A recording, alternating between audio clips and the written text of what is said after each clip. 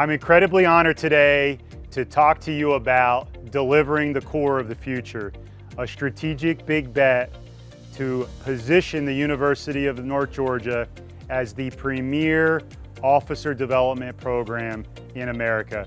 And I'm privileged today to be joined by our inaugural superintendent of the Cadet Leadership Academy, Lieutenant General retired James Terry. James, welcome. Thank you, sir. Great to be here. Great to be back. So we are the Military College of Georgia.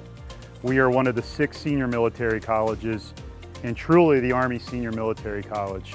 With that context, we have made a commitment to be the best officer development program in America and deliver the Corps of the future. So when you start thinking about your almost 40 years of experience as a soldier, where has the officer corps in the Army gone, and really, where does it need to go?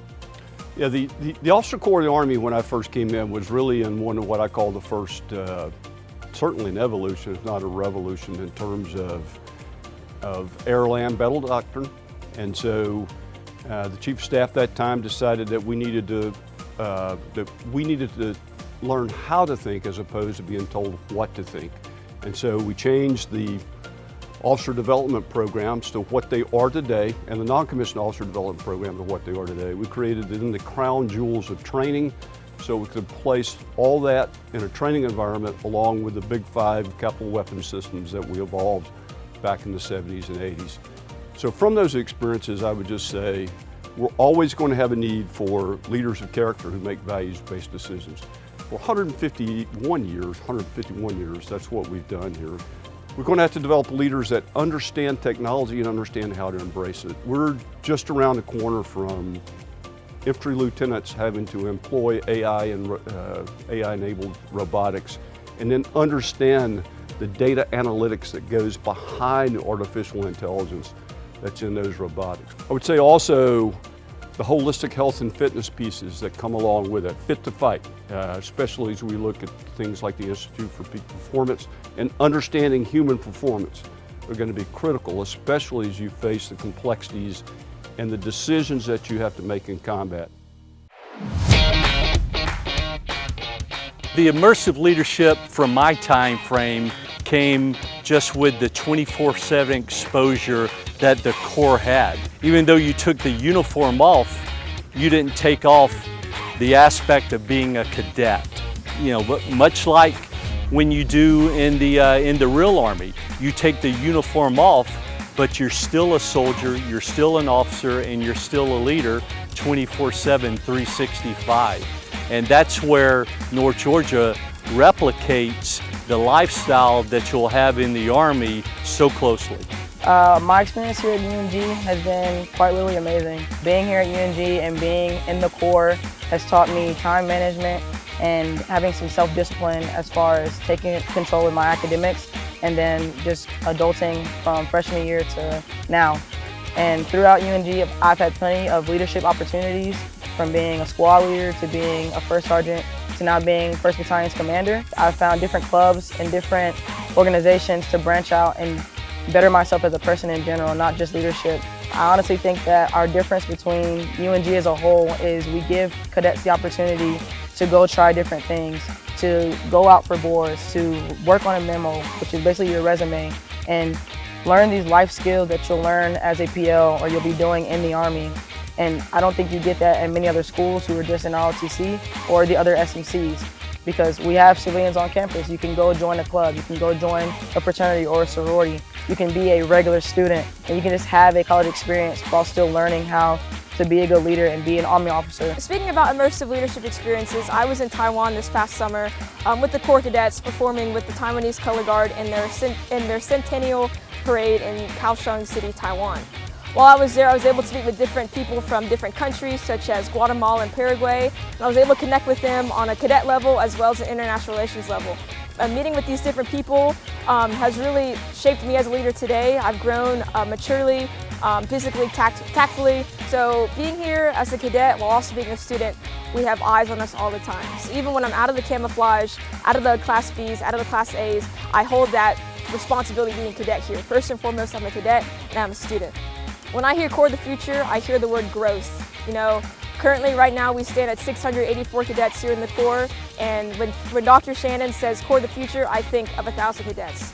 You know, we're only as strong as our weakest link, and right now we have to lean on each other to build our Corps of the future. You know, that means going to extra recruiting events, you know, reaching out to a buddy, all those things to grow our Corps. That's what I think about when I see the Corps of the future, growth and personal mindset. The future is faster than we think. Technology is accelerating and converging to fundamentally change how we will fight wars of the future. As technology advances, it is essential that we keep up. Change won't wait for us. We must anticipate, learn, and adapt at the speed of relevance. In this evolving environment, leadership matters now more than ever. Leadership is our superpower. Leadership gives us the edge, and America is expecting the Corps of the future to deliver leaders like never before. I am confident our Corps of Cadets will continue to deliver leaders who embrace technology and remain relevant in a rapidly changing, complex environment. As a 22-year Army veteran, I want to share my perspective on the Army's Holistic Health and Fitness Program, which I'll refer to as H2F, and the importance of the Institute of Peak Performance at the University of North Georgia. It took nearly 20 years of sustained combat for the Army to adopt H2F. In 2021, the Army implemented the H2F program and resourced 28 brigade combat teams. The assets available to a resource brigade consist of chaplains, strength conditioning coaches, athletic trainers, physical and occupational therapists and assistants, nutritionists, dietitians, and cognitive enhancement coaches.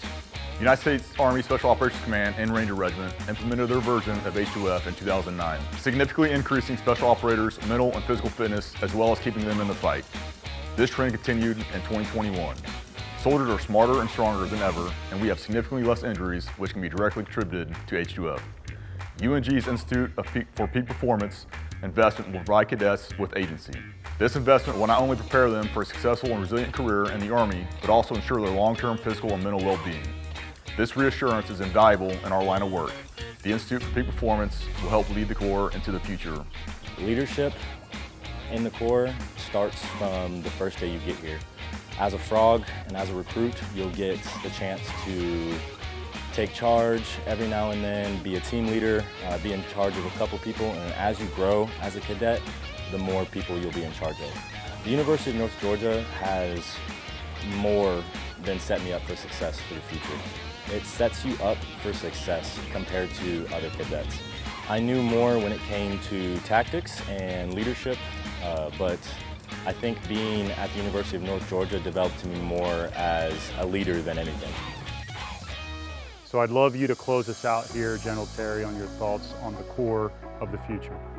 The Corps of the future is about growing the Corps to 1,000. We're going to go nationwide in terms of getting cadets. We're going to go global. We're going to go to the 5 campuses. We're going to get commissioning up above 120 Army lieutenants.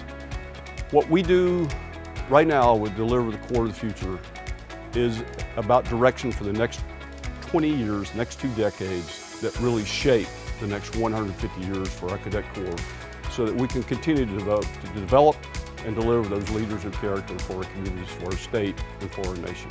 There it is, delivering the Corps of the future. Please come, find a way to get connected with us, and join us on this amazing journey as the University of North Georgia delivers like never before.